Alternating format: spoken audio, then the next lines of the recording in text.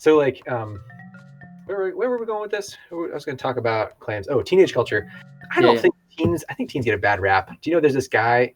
So like, there's this guy in the early or late 18th, 18th, late 18th or early 19th century. I forget which one. Maybe late 19th. I don't know. Anyways, he makes a claim that like teenagerhood or adolescence is a storm and stress period. Do you know that claim had never been made before his point? Now, it's not that people had an experience with young people, but that claim had never been made that young people automatically had to go through a period of storm and stress. In my experience with young people, I think young people are just, perhaps sometimes naively, right, myself included, but I think we just have like a strong sense of how things ought to be. And when we encounter hypocrisy or half-heartedness, we rebel hardcore against not against the truth itself, but against the hypocrisy that we sense in that truth. So like, in a sense, when you're getting those band presentations, I get the sense when I've had those in the past that like, you're just telling me this so that I don't break the rules. You're just telling me this you're just telling me this for your sake. This isn't for my sake. You're not interested in me, and this is boring, right? So like, I think that's a part of the boringness, but also like, I'm a big believer that like, there's no such thing as a dry fact. Facts only make sense within a narrative, right? I bet you if you went through a history class where they spread out facts to you, you would remember 100% less than if you went to a history class where they told you stories, right? Yeah. You heard stories. Because we as humans, we cannot make sense of a fact unless we have a narrative in which to place it. Or context within our schemas. Yeah, right. So that again, that's another way of talking about stories. You have a schema and a context. You have a narrative that you're telling yourself about your life, about who you are, about what the world is.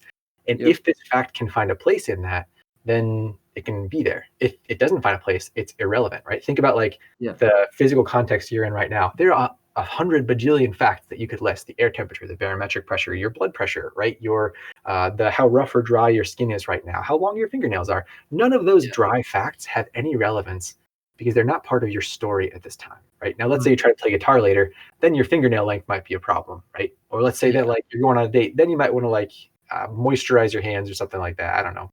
That's a weird thing to say. I don't know that people moisturize their hands on dates. There's a story somewhere. It's not about me. I promise. I feel like I've come across as like the weirdest person, which like, you know, maybe a fair representation, but whatever. Okay. So, well, wait, I wanted to say something based on the what you said about like how teenagers basically rebel hard against hypocrisy. Yeah. If you think about it this way, it's like children are naturally naive by default because they haven't had experience or overall knowledge. Like they just entered the world. They're not going to know that much. Yeah. And around the teenage years, that's when you're growing up. You're going, at least in our culture, it's like you're growing up, you're going to school, but people are changing like with puberty and your hormones are out of whack. So from a physical sense, it's like, it's kind of weird. And you start, like the world starts opening up. It's like now there's like a hierarchy in terms of popularity at school. And now the world's opening up. You start learning about like, not only just your own life or what you're going to do from a day to day, but maybe there's family issues, like someone's sick, or maybe you start looking at the world more with like the political issues, or just, I don't know, like literally anything else. It's just the world opens up to you. And when you know so little objectively, like because you're still naive, you're still a child, you know nothing, you haven't had experience. Maybe you picked up like a summer job washing cars or something, but you're not memorizing Plato, you know, like you don't know everything. Yeah. So kind of, I find your point really interesting, but I think I would like, from my perspective, the way I see it is because you know so little, the concepts that you do pick up that resonate with you, that give you some semblance of what the hell is going on, like some idea that makes sense, that saves you from the chaos, that gives you a relief, a cope, some idea that makes you feel safe, whether that's religion or I don't know, belief in a cause, or like you join a movement, or you just believe in something, like some sort of cope. Because that is your only connection to the world that makes things, like the neural link that makes things make sense. If Yeah. anything challenges that, Bingo. that destroys your entire worldview. Bingo. And it's one thing, but it's all you have. Now, the reason why this doesn't apply for adults is because the adults have had experiences, both tragic and good, and they're more just well-rounded, and their hormones have settled down and their brain is fully developed by that point. You're more collected, and also your life structure, like, speaking for most people, obviously, and this isn't objectively true, but like most people, I mean, not everybody finds themselves, but overall, there's more of a collectedness in terms of your mind. So that's my thesis. What do you think about that? Sorry, my son came up. I'm working from home today. My son came up to check on me. So you were saying that because adults have more experience and are a little bit more settled, they can deal with some of those. It's like they're not so mad at hypocrisy or anything, because their judgment is just more collected. They have more to pull from. Like, you have way more sources than I do, just because you've been here longer, you've had more time to study, you've had more time to work and prepare and everything. And teenagers, because they don't have much, they just latch on to something, so that's why they're rebellious.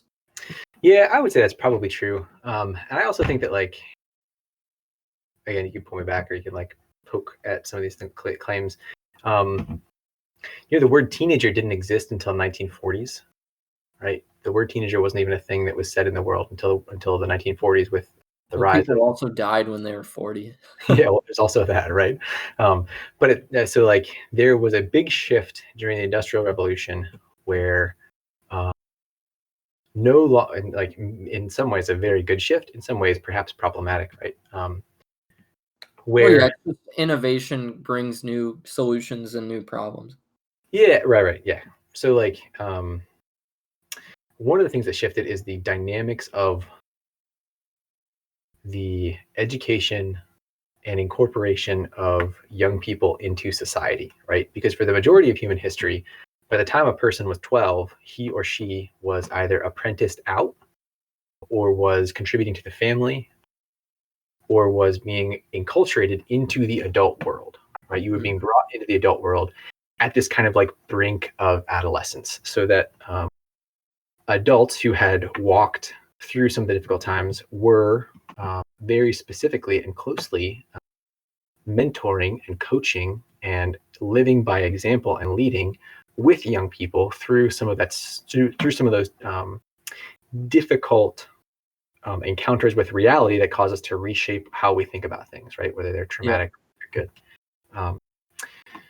There's something that shifts with the Industrial Revolution when education itself became industrialized, and again, some good ways, some bad ways, perhaps, right? But one of the things that's really interesting is that young people are largely no longer enculturated by adults, but are enculturated by peers, and by the media, meaning like print and digital and audible, right? Just like all sorts of like entertainment or news or bingo that is available to them in their context, right? And like one of the things you start to see a whole lot more is a turn to popularity, a turn to pleasure seeking, a turn to consumerism as ways of measuring success in life. Now, not that those things haven't existed in the world before, right? Before the 1930s, 40s, when and some of them have their merit too. Oh yeah, 100%, right? They're all, I think all problematic things are good. It's just the way in which, or the degree to which we engage in those things, right? So anyways, the reason I brought that up is because I think in some ways young people are enculturated in a way that doesn't think about wisdom as the doesn't think about wisdom as the goal of a good life, but thinks about other things instead, things that might be more immediately available, right? So whereas like a ancient Jewish culture or a ancient, let's say, let's go far east, like ancient Buddhist culture, would have had young people learning at the feet of a master, right? In small groups, in close relationship, right? Not only getting intellectual understanding, but living a way of life together, so that you learn from someone who has walked on the way, right? A way of wisdom, a way of goodness, a way of truth. We have an absence of wisdom figures in young people's lives, and young people typically care more about what is popular than what might be enduring or wise, right? Now, again, I don't make that statement to say that, one's better than the other, but it's just how it is. There's a potential trade-off, right? Between that can lead to some of the rebelliousness, right, of young people. So anyways, that's like an aside. Might be relevant. Yeah, so how can we tie all of this back to moral system? You ask a great questions, Casey. Well, I didn't mean that as a all right. Yeah. Back on the road. I just mean like how does it? We've said a lot of interesting stuff like about teenagers and everything. So do you think that we've mentioned a shift, obviously, like with innovation and just time moving, like to today's world? I mean, we see remnants of, you know, how you said in the ancient times, children would just be with someone who walked that path. I mean, there's still remnants with religion. That's your job. Yeah, it kind of is. That is literally your job. So it still exists. But what do you think? Do you think moral systems have shifted as well? I don't know. Like, obviously, there's a rise in secularism, but is secularism a moral system? I think it is. So, like, again, I think all moral systems are organized around their central point. So you and I talked about this before, but for the podcast, so again, we said on the podcast that I think that every human person is made for happiness, right? Everything we choose to believe, choose to do, or not do in some way is because we think it's going to make us happy, right? Yeah. So we can translate that into the language of religion, not in the sense of like, I'm going to start preaching Christianity here, but in a sense of like what might be called natural religion, or just the studying human persons. What does it mean to be religious, right? So every human person has something of highest worth to them, right? Whether it be family or success or making the dean's list or knowledge, it could be pleasure, it could be respect and popularity, whatever those things are, right? Like their purpose? Yeah, kind of like your purpose, probably, yeah. It'd be like a central value or a central person, right? Or a central object that you would orient your life around, right? Okay.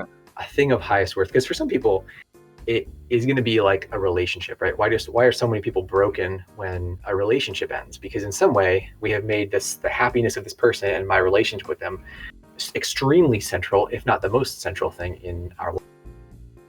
Do you think that's healthy? Well, let's keep going on this track, and I think we'll come back to that question. If that's okay. That's started to. No, I think it's a great question. I think we're going to talk about some background stuff and then come back to that, right? Okay. So,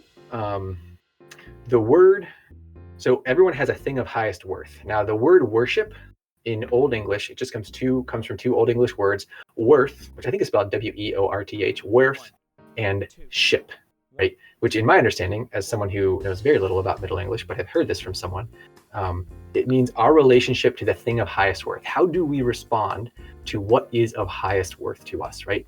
In that sense, from just a sociology of religion standpoint, every single human person has something they worship, right? Every single person has a highest good, right? When it comes down to it, you're forced to choose between A and B.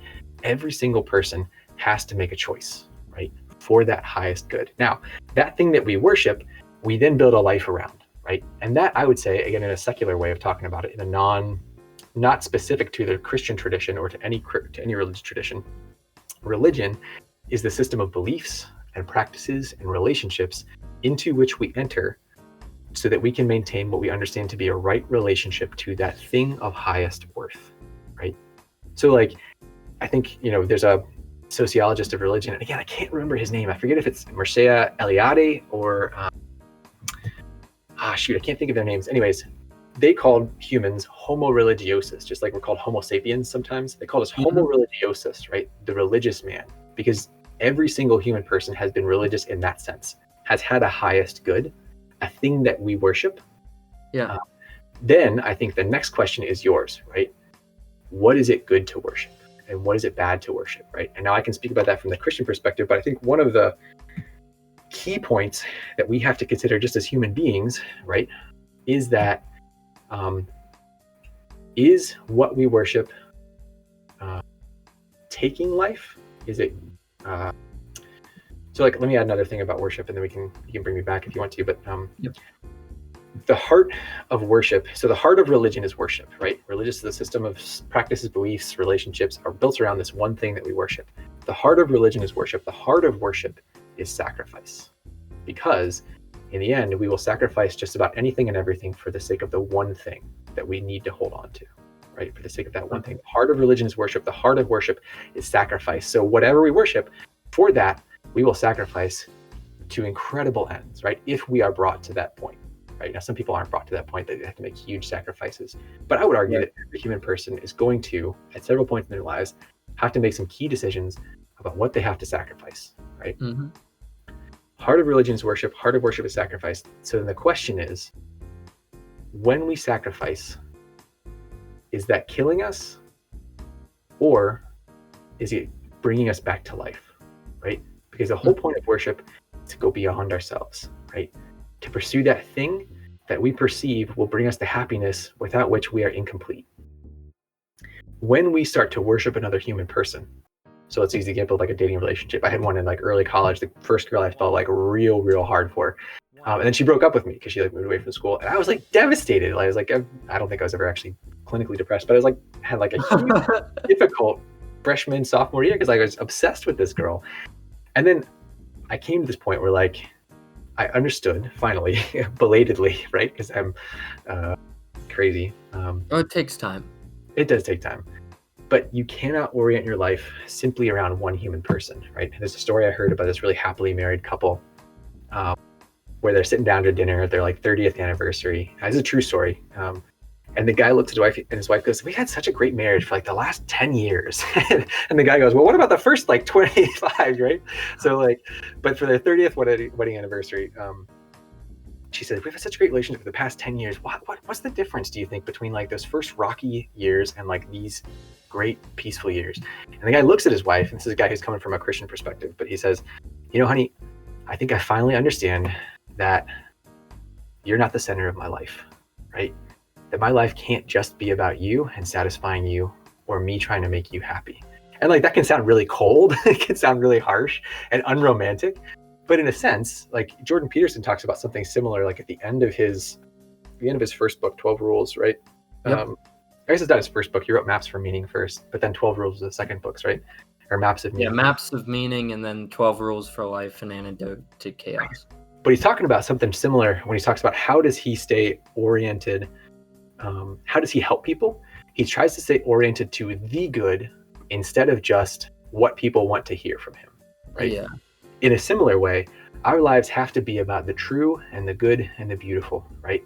And then about how we allow that stuff to overflow from us into the lives of other people, and from their lives into ours, right? So like, I would argue, that was my long way of saying, I would argue that your question about like, is it good to worship another person like that? Is it good to have some things be the center of our lives? I would say no. Some things are not built to be the center of your life. That's like, they would be like building your house on sand, to use the biblical analogy, right? Sand may stand for a while, but the wind's going to come, sand shifts, and then your house is going to fall apart. Whereas some things, I would argue one thing, but again, that's a Christian claim, and we can qualify that and say like, it's possibly untrue. It's just people are always, like, just from the most practical standpoint, people are always changing. They're always, they might disappoint you.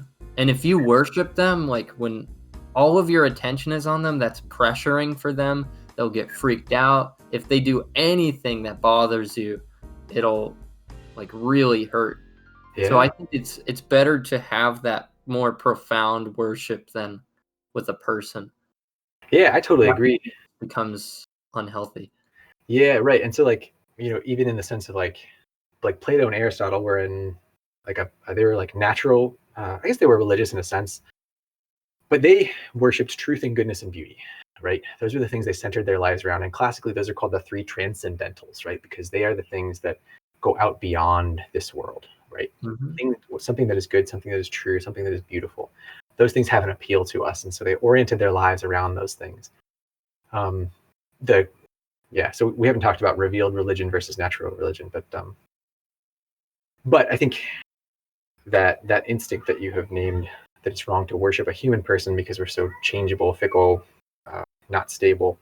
I think that's a really important instinct. And I would say the same thing for like institutions or like even lesser modes of like, it's wrong to worship knowledge per se, right? It's wrong to worship not truth, but knowledge, because you're not going to gain all things through academic study. Some things you have to like live your way into. Right. I guess like coming back to like your question about moral systems too, how does this stuff come together in a moral system? One of the things I think is really important to realize is that, at least, this is a claim that I'm going to make. We can qualify it, but there, I don't think there's such a thing as a closed moral system, right? Because I think we are in living relationship with a living reality that's bigger than ourselves, right? That's ever changing. Changing, and I would say changing in the sense of development. So like an acorn develops and changes into an oak tree, but an acorn does not change and develop into a brontosaurus, right? So like in that sense, it's not changing and revolutionizing itself against itself all the time, but reality, truth, goodness, beauty, if those things do exist, they are constantly flowering out and developing so that our relationship to the thing is constantly in development as well, right? And so like this is where like I think having a closed moral system simply of absolutes, like use the example of like thou shalt not kill, is an absolute, and if you give even a little bit of leeway, there's a problem. Having a moral system that is only composed of absolutes becomes problematic as well. So like Immanuel Kant was a philosopher in the 1700s, 1800s maybe, and he had what he thought was the final ultimate. He called it the categorical imperative. Categorical meaning universal, absolute, and imperative meaning command. And I forget how he formulated it, but it was basically some like tweaked formulation of the golden rule. Like it was like, do not do unto others what you would not have them do unto you, or something like that, or do not act in such a way that you could not make such an action a universal maxim, right? Which has like a degree of truth to it, but there's a rigidity there that misses the importance of persons, because persons are always subjects in a continual growth of relation and a continual relationship of growth oriented towards truth and beauty and goodness, right? So like I don't try to teach my 4-year-old son algebra, right? I'm not even trying to teach him theology at this point. I'm trying to teach him that like I love this kid, right? I try to teach him that like what it means to treat his brother with respect and like ask before he wrestles him, right? Which is a lot harder than I think I'd anticipated, right? He is capable of receiving what he is capable of receiving, right? And hopefully he will grow and continue to be capable of receiving more. To have simply a rigid system of absolutes ignores the true subjective elements of reality, which are how we grow and how we creatively come to live out those true maxims of what really is true, what really is good, what really is beautiful, right? St. John Paul II called it the law of gradualness, right? There's a gradual growth into the fullness of being that we have to be patient and walk with people on, right? But still, I would argue that total absolutes are bad, but you need to stick to some principles. Like it's like some things in the world are constant, some things are ever changing, and some things just evolve. Yes. So it's like they improve. Like some things change entirely, and some things just improve or just evolve in some sense.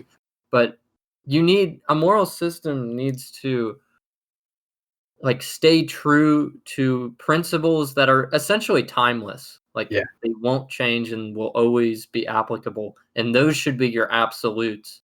But when it comes to like accepting things or I'm not sure what the details or examples would be, but there should be some openness with that.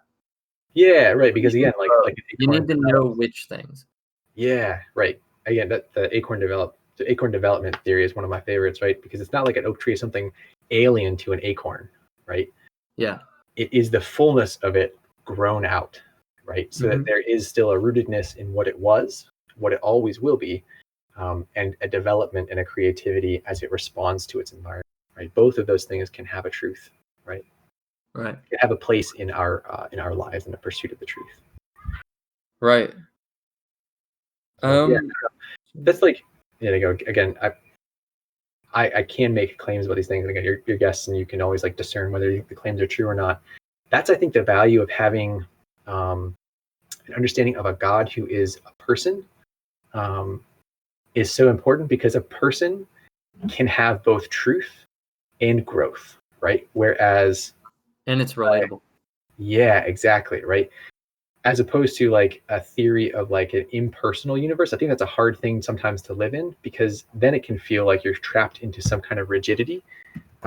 Whereas like a ultimate being who is a person can be patient, can work with us through. Of one.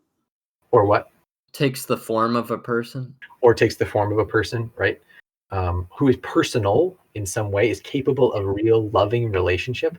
That, I think, is super important for that element of worship, because otherwise we can start to get super, super rigid. So anyways, that's an aside. But so since we're I guess by design this is a longer episode, but sorry. No, I think there's so much stuff that I'm actually glad we pushed the usual hour. But lastly, do you want to talk about like the theory of a true moral system? Oh yeah, good. So this is something that like we had talked about previously, that I think you said you found interesting or good or helpful in some way.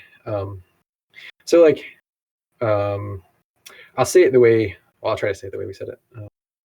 And I think I have something maybe to add to it too. But so I think I give the idea of like a subject person who is in continual growth of relationship to the fullness of being, to truth and goodness and beauty, right? And the idea there is that we're all searching, right? I don't think it would be a true claim to say that there are multiple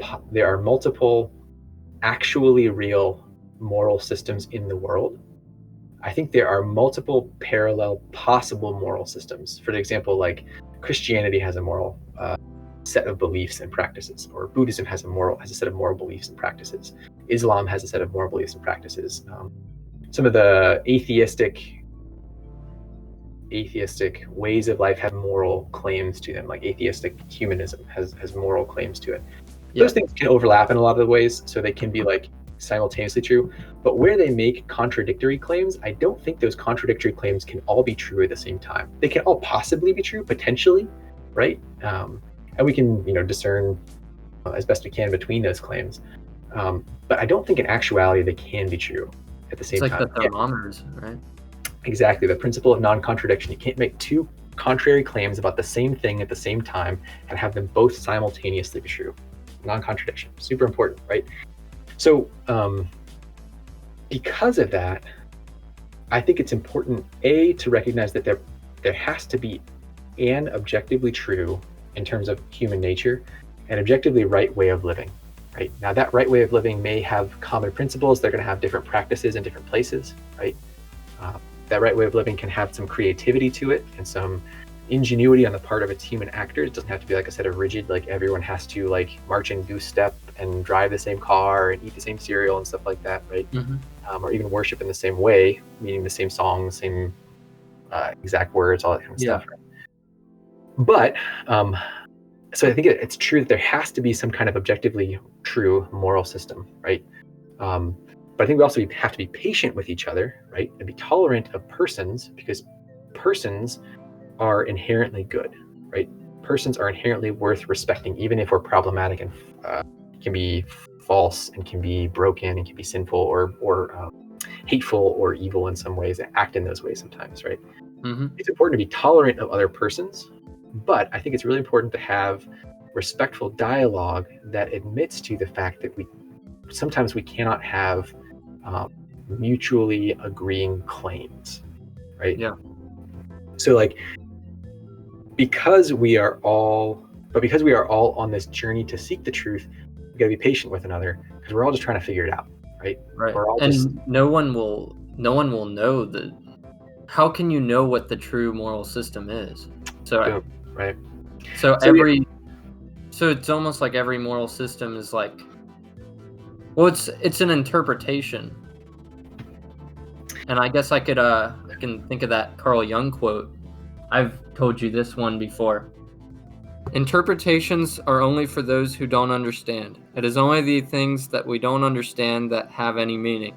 Man woke up in a world he did not understand, and that is why he tries to interpret it. yeah, right. Right. What that says is that we will never know the truth. There is, or going along with this theory, there is a true moral system out there. But all of these world religions, like take Christianity and all of its denominations, Judaism, Shintoism, Taoism, Hinduism, atheism, like all of these, or secularism, like anything that exists, it's all just an interpretation. Now, these people who follow these religions, they firmly believe it. Maybe they are right. One of these religions might actually be true, but all of them, but maybe none of them are true. Maybe, and there's no way of knowing. Well, and that's the part that I think I would like add a little like asterisk to. There's no way of absolutely knowing, right? But again, I think we can look at the proof, like the proof is in the pudding, right? Wisdom is known by her works. Wisdom is known by her children, right? I think we can look at some of the claims and say that some of them have problems in them, right? In some way, right? Yeah, they all probably do. Yes, potentially, because right? all people have problems. Yes, right. Now, again, this is where like the conversation about revealed religion versus natural religion is really important, because if religion is a humanly constituted set of beliefs, practices, relationships, right, built around to worship this one thing, if it's a set of humanly constituted things, then I think what you're saying is extremely true, right? That it has to, that it'll always have problems because we have problems, right?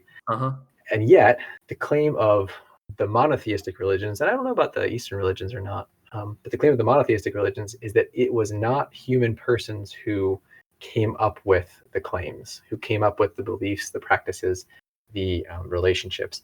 Rather, they have their source in a supremely trustworthy being who is not capable of being wrong, who is not capable of being false, who is not capable of making mistakes. And so if that is true, then I think we have to take those claims kind of differently than purely human claims, right? Now we have to use wisdom and like discern, of course, right?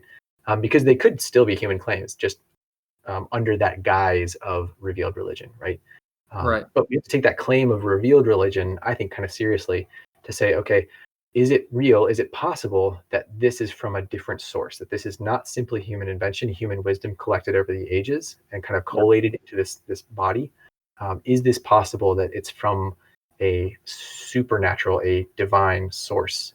So that's like something that would take the conversation in a different direction potentially. Now, how we discern that we can have a whole other podcast about that kind of stuff. But yeah,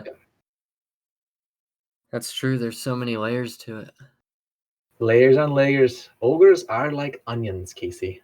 Ogres are like onions. It's a pretty good accent there. Well, I pride myself on having zero Scottish heritage, so that makes for a good accent. I don't pride myself on having that. That wasn't meant to be anti-Scottish. No. I know what you mean. Okay, good. Yeah, I've always thought it was super interesting that I just kind of wanted to include this, whether or not it fit in exactly where we were talking about, but we're nearing towards the end. Yeah. I just found it so fascinating, and we talked about natural law and everything, but how take the ancient times where Pangea split, if we're going off that theory and everything, if it is a theory. And basically all of these separate countries, like some islands, like surrounded by water or just disconnected, like enclosed by mountains, or just different geophysical, like displacements of people. And then you have different races and cultures that spawn from that, like you have, and just different regions and climates and habitats, environments, like Africa is a more humid area, or you have the mountains in the north, or the very cold Russian Siberian scape or something. Like all of these different people prop up from these different displacements before a time where humanity became more global and met up with each other and interacted. And all of these different people, separated and isolated, all came up with the ideas of a moral system, basically a structure and rules of how to live for that happiness, and the idea of a higher power. How did all these different people who haven't communicated with each other, how did they all come up with? Obviously they were different, because the East came up with more of a polytheistic higher power, and the Western philosophies were different as well. There's obviously differences. Yeah, after a point they did, but much of the West was also polytheistic up until like Aristotle and Plato. Oh yeah, that's true. Or like I guess the Jewish monotheistic. That was the kind of the marked difference in the early world. Oh right. Yeah, there were like the Greek gods and everything, but you know what I mean? Like they all came up with those two things, and that's just interesting. Like how it's embedded, just our search for meaning and everything. And I guess that's the whole takeaway from this video, Yeah, right. That we're made, we are made for the true, the good, and the beautiful, right? And our brightness of life, a right relationship to those things, is something we're all in search of. And again, that's where I think tolerance is one of the buzzwords of what I hear a lot in today's culture. Tolerance and inclusivity. And that's where I think that's so important, right? Because I heard this story one time. There's this Christian pastor who goes to a interreligious dialogue summit, and everyone's talking about like the mountain of life, and we're all searching for our ways up this mountain of life. We're all trying to find paths up this mountain of life to reach this summit, this place of peace, of hope, of fullness, right? Now, again, to be fair to the claims of revealed religion, which would be at least like the monotheistic religions claim to be revealed, the revealed religions are claiming that not only are we searching for a way up, but the God who's at the top came down and showed us a path up, showed us like the best possible path up, right? That's the claim of revealed religions. That's the claim of Christianity. I think it's a claim of Islam. I think it's a claim of Judaism too. Perhaps some other religions claim that as well. I'm not 100% sure. I think Mormonism claims that. Anyways, but because I think we are all in that state of original confusedness or search, I think it's so important to be patient and to be respectful and to dialogue, right? Because again, using that analogy of the diamond I used early on in our conversations, like the truth is out there, man, right? The truth is out there. You may have your finger on some facet of it, and it's extremely important for me to be able to listen. And I say that with a full understanding that I have been talking for most of this episode, and I'm a terrible listener. It's important for me to listen. That's all good. You're the unique guest of the week, so you got to have some screen time. Yeah, I guess so.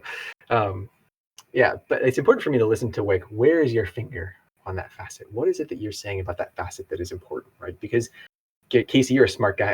I have a strong suspicion that every single human person who has ever lived has some grasp of the truth, right? Where is that truth, right? Where is that truth? So we have to keep in dialogue and keep asking one another, keep talking to one another, right, with respect and goodwill. Knowing that we're gonna have disagreements, but disagreements don't have to be fights. There's a difference between an argument and right? A fight seeks to tear down the other person. An argument seeks the truth, right, and is willing to test out claims for their truthiness, right? To use our made-up words again.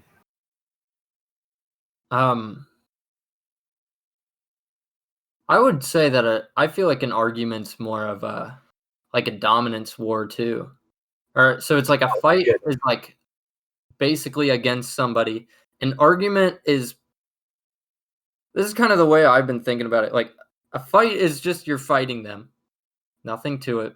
An argument is it's something that's branded to look like a debate, but it really isn't. I've noticed that most arguments, and obviously there's different phrases of the words, but this is how I interpret it. An argument is really just your dominance war. Mm. It's like, here's what I know. And it's like, oh yeah, well, here's what I know. And it's like, well, I know this. And it's like, well, I know this. And I it's see your really just Schwartz is as big as mine. yeah. Um and I feel like a true debate, Oh, good like, an debate. Yeah, that's argument good. makes you think it's a debate, but it really isn't, because in an argument, and I've been thinking about this because I was in an argument recently. Like, I entered it, and it was so strange because I started thinking about everything other than what I was actually supposed to be talking about, because I realized that what we were supposed to be talking about was not what the argument was actually about. The argument was this guy's pounding me with questions and trying to, like, prove a point or win or dominate. And I'm like, "Wait a minute. This Yeah, is this is all he wants. Like, it doesn't matter what I say because he's not gonna change my mind. I'm not gonna change his mind. Was that even the point?" And it's yeah, a struggle with that. And I wanna, aside from that, I wanna add to tolerance and everything, because I think that's really interesting too. Because I think it's something, tolerance and inclusivity is something that I feel like, let me just get this out of the way. I think I really appreciate it. I yeah, think it's great. yeah, That's yeah, at the baseline, that is my opinion on it. But yeah, I feel like it's so misunderstood in the yeah, sense that it's so shallow the way people think about it. yeah, Because tolerance and inclusivity is probably one of the hardest things you can strive for, just because of natural sin and distaste and contentment. Like, why would you want to? Like, there's no way to accept people, especially since you said that like, there's contradicting views and certain, like, even in the highest points of morality. It's like, how can we get along? So my answer to that is, like, I'm a little annoyed by when the culture just kind of blindly says, like, oh, you should be tolerant of everybody uh and nice to everybody. It's like, yes, that is great. I think every society benefits with that, but I just feel like you misunderstand it a little bit, because we need to get into like, the down and dirty. We need to talk about these things. We yeah, need to truly listen to each other. Like, that's kind of what I'm getting at. It's like, people don't actually listen to each other. People don't say the really hard things that need to be said. And sometimes that involves, like, like, unpleasant things, like, but they're real things that people think. So truly listening, truly understanding, even if it's like you're talking to somebody who you disagree with about literally everything, it's like you need to understand their argument so clearly to the point where you can actually defend it. And that, not only are you tolerant afterwards, but you respect them. And that's another thing, respect. What is respect? Like, you can't just say you respect somebody because you don't respect them. Respect is out of, I know who you are. You may be my greatest moral enemy, like, literally a threat to my mere conscious existence. But you have showed me that there's something valuable about your views and about you in general. And for that, I respect you more than somebody who agrees entirely with me. yeah. Right, right. I think there's a lot of truth there. A lot of Because truth there. it's like, I'm you, you are me, in a sense. I Mm. like what you said about how everyone kind of holds a little bit of the truth. You should always assume that the person you're listening to knows something you don't. Yeah, that's a And Jordan Peterson thing, right? yeah, rule 9. Yeah, that's true, because that's humility too, right? One of the things that, like, Socrates was famous for being a super smart, but like he went to the Oracle at Delphi, or Mhm. Delphos, I don't know. But I've actually been there. oh, have you really? Yeah, it's cool. That is super cool. Is it like a cave or something? Uh, no, it's just kind of like a mountaintop with kind of ruins. Oh, interesting. Well, anyways, yeah. So he like walks in. Like, do you remember what he says, or what the oracle says to him? No, Well, so like, I so don't there's an remember the inscription. story. I was just there. No, that's okay. That's cool though. So like, there's a inscription over the doorway when he walks into this oracle, who's like a prophet or prophetess, Mm-hmm. and he walks in, and the inscription on the doorway says, "Know thyself," right? Know thyself, right?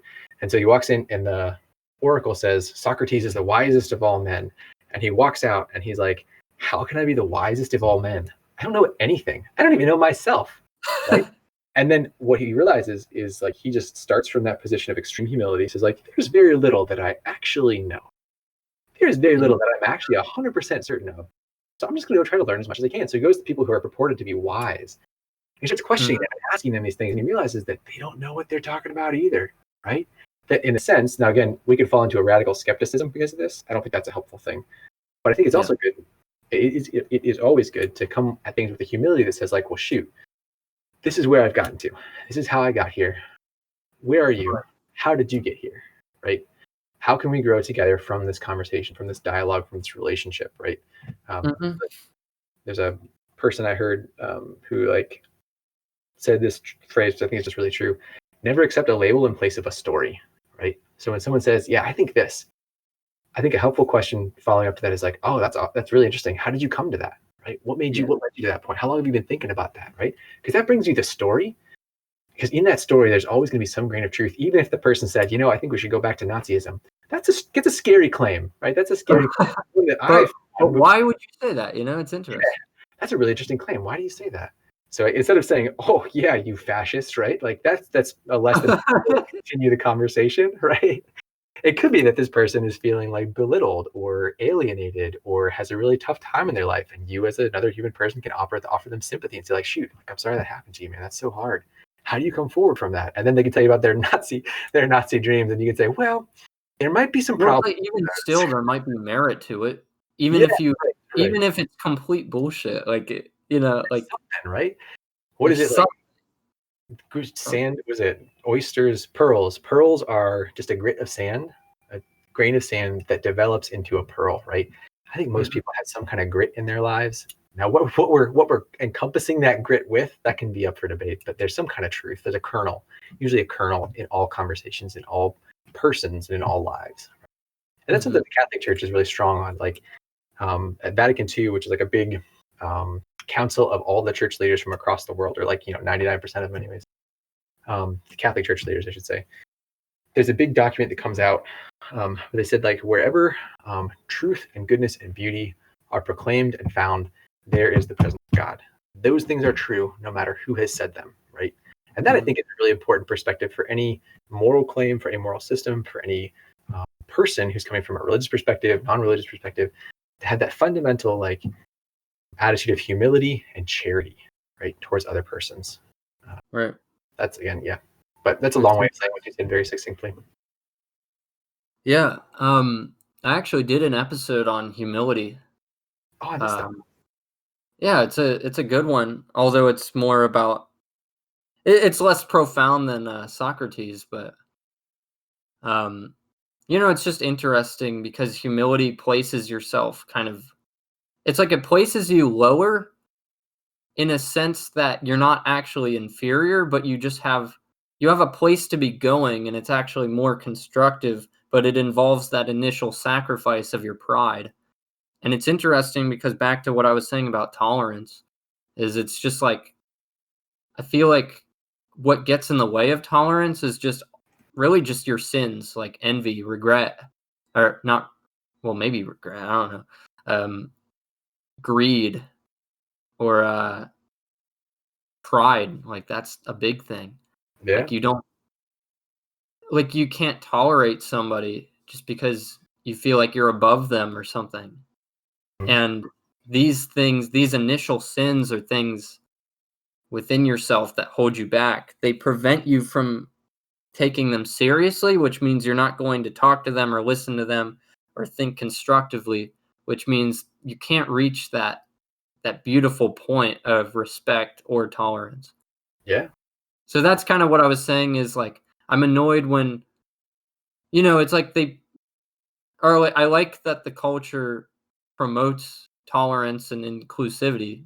Who wouldn't want that, you know? But I just feel like they need to do that while showing the good messages of we need to listen to people, because even when you have that dingus who seems like he's a skinhead, he might actually not be a skinhead, or he might have some completely wacky thing to say that directly might be horseshit, but indirectly might be valuable information. Yeah. Like if he says some random detail that is out of context in your head, it's like, I never thought about that this way, and it might strengthen your argument or give you new meaning to prevent something, or I don't know. You know, you can learn from everybody, and if you give somebody the time of day and you respect them, there you go. That's tolerance. I think it's important. Right. Or you know what I mean when I'm saying that? I think so, yeah. I think so. Yeah, so do you have any closing thoughts? This part got edited out. Yeah, sorry, bro. Closing thoughts. Yeah, I guess like one of the things I think is like really helpful when we're talking about this stuff is the both and principle, right? Wherever goods, truths, beautiful things are found, I'm a strong believer with like, I'd say this as a Roman Catholic, as someone who's in line with the Catholic Church, I think the truth that is proclaimed very well by the Catholic Church. Truths are never contradictory, right? Some truth claims that either can be contradictory, and either one is false because of that, or both are false because of that. But whatever is true, whatever is good, whatever is beautiful, that has a place in the moral system, in the way, in the good life, right? In eudaimonia, in a place of happiness. Mm-hmm. It's never a question of one good or another. It may be a question of prioritizing goods or having one good later than another, right? Yeah. Well, I guess sometimes you have to prioritize goods too, but I get that idea of both and. You don't have to leave out truth to love. You don't have to leave out love to speak the truth. Yeah. There's so like Jesus says in, again, I should know where these things are. I literally work for the church. But he says, I am the way and the truth and the life, right? And I think that principle that even if Jesus' claim is wrong, right? Let's say Jesus is not who he says he is, who the Christian Catholic Church says he is. That idea that the way is both a way, is all three things, a way and a truth and a life. I think that's really important to keep hold of, because sometimes we would prefer just to be right and just to have the truth. And we forget that a moral system, a good way of life, has to have a way. We have to live our way into that truth sometimes. And you cannot know things other than experience sometimes, right? You cannot separate a moral claim from a good life. And a moral system helps, right? Yeah, right. So like you have to have the truth. You have to have a way, right? And you have to know that there is a living reality that is so much bigger than any single one of us, and into which we are all walking, some more slowly, some more rapidly, right? But we are all in search of this thing. So like just that idea of like the way, the truth, and the life, the importance of that complementarity of all three of those things, that there are good ways of living and bad ways of living. There are truths and falsehoods. And in the end, the truth, the life, the good, the beautiful, it's a mystery that encompasses and transforms us, not something that we encompass and transform ourselves. Does that kind of make sense to you? So that's kind of my closing thought, the both and principle, and the idea of the way, the truth, and the life as a journey into the mystery of being, the mystery of reality. Right. Anyways. Yeah. And I guess my closing thoughts is this video, it's more of a disclaimer, but this video is not meant to preach religion exactly, but yeah, and I'm sorry if I got preachy. No, I'm not saying that about you at all. I'm just saying, like, I just feel like this is a good thing to include at the end of the video, just our intentions behind this video. Yeah. Because I'm not Catholic, but yeah, I find myself more like spiritual, like secular sense. I don't really follow like a structure, but I think moral systems is something everybody needs. So I came up with this like 3-sentence thing that everybody needs a moral system. Religion is a moral system, but not everybody needs religion. So with that in mind, it's like we're not preaching that everybody needs a religion. But I guess in a sense, we are saying that everybody needs a moral system. But probably everybody has a moral system, whether it's, clean or articulated or good or evil. But everybody already has one, but it's interesting to kind of take a look at what it is, what you value, and just kind of learning from that and finding yourself from that. So I guess that's the message of this video, because we're all about becoming your best self, and this is one of the aspects. So with said, thanks so much for joining me, Walter. Yeah. Oh my gosh. Thanks, Casey. I'm sorry I talked at you so long. But yeah, No, this is a good conversation. Thanks for having me. Yeah, of course. And with that said, thanks to everyone who listened to 2 hours of this. We said a lot of great stuff, though. Yeah, well, hopefully it's great stuff. We'll let the audience be the judge, I guess, right? Right. But yeah, thanks for listening, everybody, and I'll see you guys next time.